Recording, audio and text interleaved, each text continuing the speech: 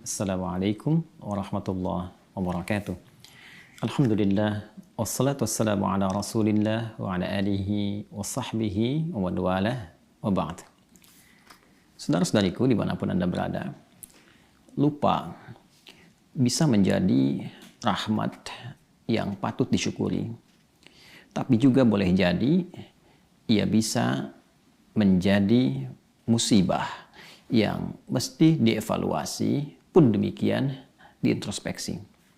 Sisi yang kedua, ini banyak yang dialami oleh saya, Anda, atau bahkan kita dalam menjalani aktivitas kehidupan yang kita titi. Lupa terkadang bisa menyebabkan seseorang berbuat maksiat.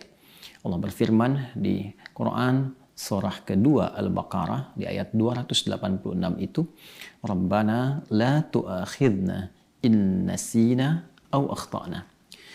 Di antara sekian doa yang dianjurkan kita memanjatkannya kepada Allah, ya Allah, mohon jangan hukum kami bila pun kami pernah lupa dan dengan lupa itu kami berbuat salah. Tidak sedikit kesalahan dibangun dari sifat lupa. Orang berdusta bukan karena tidak tahu bahwa dusta itu salah. Hanya saat berdusta, dia lupa bahwa itu keliru. Orang yang bergosip bukan tidak tahu kalau gosip itu tidak baik. Hanya saat ia bergosip, ia lupa bahwa itu keliru. Lupa yang menjadikan seorang terjebak pada perbuatan salah, bahkan dosa.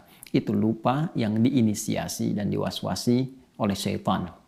Karena itulah ada serangkaian ayat yang memberikan isyarat kepada kita bagaimana peran setan yang membisikkan dan mendorong seseorang untuk lupa mengerjakan kebaikan dan cenderung mengarah kepada sisi yang negatif. Quran surah ke-18 Al-Kahf misalnya di ayat ke-63. Allah berfirman, "Wa ma ansanihu illa syaitanu an adzkurah." Allah menyampaikan firman-Nya tentang asisten Nabi Musa alaihissalam yang kelak dikenal dengan nama Yusha bin Nun ketika ia terlupa dengan isyarat Musa alaihissalam dan mengatakan, dan tidaklah aku lupa ini kecuali setan yang mengarahkan aku untuk melupakan jalan-jalan kebaikan yang telah diisyaratkan itu. Ada lupa yang sifatnya juga bawaan dalam aktivitas kehidupan kita. Lupa bahwa saya sedang jemur pakaian hari ini.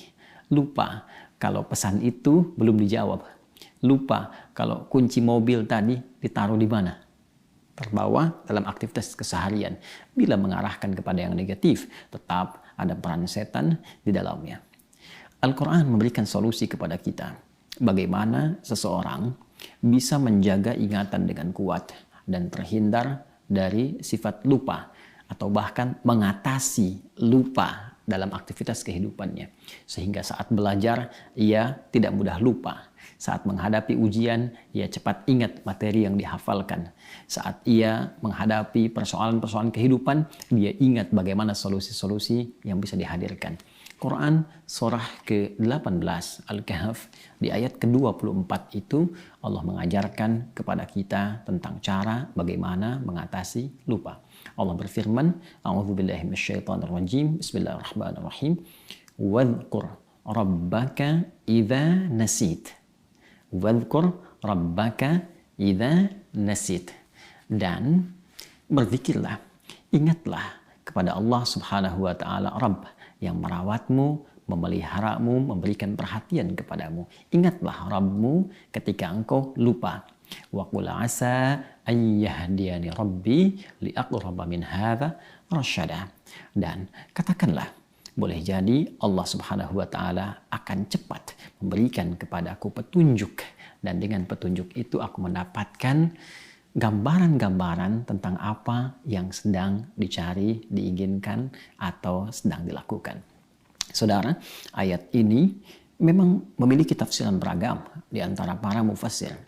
Ada yang berpandangan bahwa ayat ini meminta kita untuk mengingat Allah dengan mengatakan insya Allah saat kita berjanji untuk bisa melakukan sesuatu di kemudian waktu kepada pihak lain. Ada juga yang menafsirkan bahwa Ayat ini memberi gambaran kepada kita tentang ingat Allah Subhanahu wa taala jika memang kita pernah berjanji, pernah kita berbicara, menjanjikan sesuatu walaupun terlupa agak lama itu, begitu kita ingat sebelum kita tepati, kita katakan insya Allah atau ingat kepada Allah Subhanahu wa taala. Namun dalam rumus tafsir, dan ini pun dimaknai oleh sementara para pakar tafsir sampai dengan kini, bahwa rumusnya mengatakan al-ibaratu bi umumil lafzi la bi khususis sababi. Hukum, hikmah, bahkan isyarat kebaikan itu bisa kita dapati dari keumuman lafaznya sepanjang tidak ada tekanan-tekanan khusus, arah-arah khusus yang menjadikan ayat itu menjadi terbatas maknanya.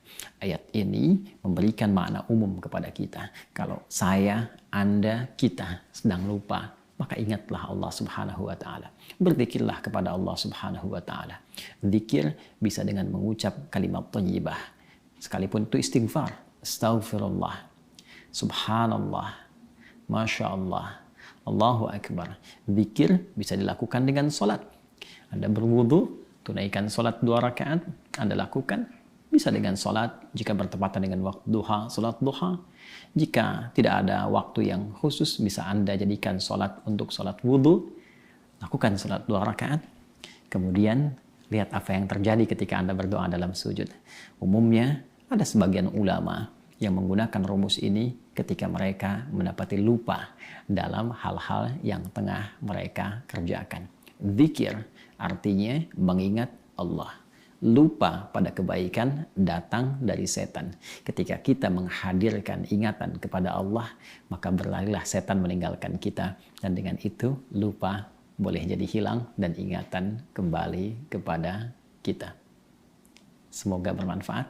Assalamualaikum warahmatullahi wabarakatuh.